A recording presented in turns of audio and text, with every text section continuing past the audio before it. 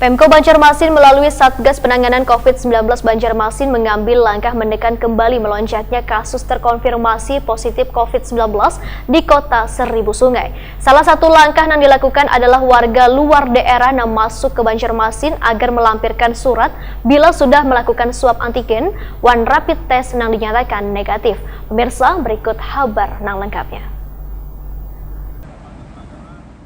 Pemerintah Kota Banjarmasin melalui Satgas Penanganan COVID-19 Banjarmasin mulai mengambil langkah untuk menekan kembali melonjaknya kasus terkonfirmasi positif COVID-19 di Kota Seribu Sungai ini. Salah satu langkah yang dilakukan adalah warga luar daerah yang masuk ke Banjarmasin melalui jalur pelabuhan Trisakti Banjarmasin agar melampirkan surat bila sudah melakukan swab antigen atau minimal telah melakukan rapid test yang dinyatakan negatif.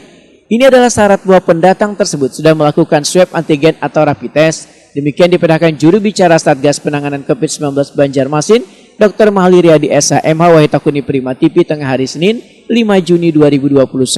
Kementerian Kesehatan ini pun menegaskan, bila persyaratan tersebut telah dibahas dan mendapat kesepakatan bersama dalam rapat yang dihadiri langsung seluruh instansi terkait. Sementara untuk jalur udara telah memberlakukan tes PCR sebagai standar syarat warga masuk ke Kalimantan Selatan. Langkah ini ujar Mahli Riyadi harus diambil dan disetujui bersama tanpa melakukan kebijakan pengetatan karena pemerintah kota merasa khawatir kecolongan dengan datangnya warga dari luar daerah yang masuk ke Banjarmasin yang akan menjadi klaster baru penyebaran COVID-19. Mahli Riyadi berharap kebijakan ini dapat dilakukan dengan baik oleh masing-masing instansi terkait agar kada kembali terjadi lonjakan orang yang terpapar COVID-19 di Banjarmasin.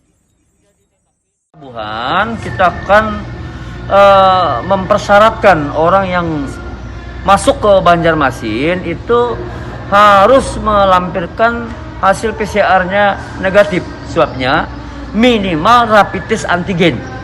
Ya, itu minimal rapid test antigen kalau di pelabuhan laut gitu kan. Tapi kalau di udara kan sudah PCR standarnya. Nah, itu yang tentunya persyaratan-persyaratan yang tadi dihadiri juga oleh KKP, Kepala Kantor Kesehatan Pelabuhan. Ya, kalau waktunya 1x24 jam pasti.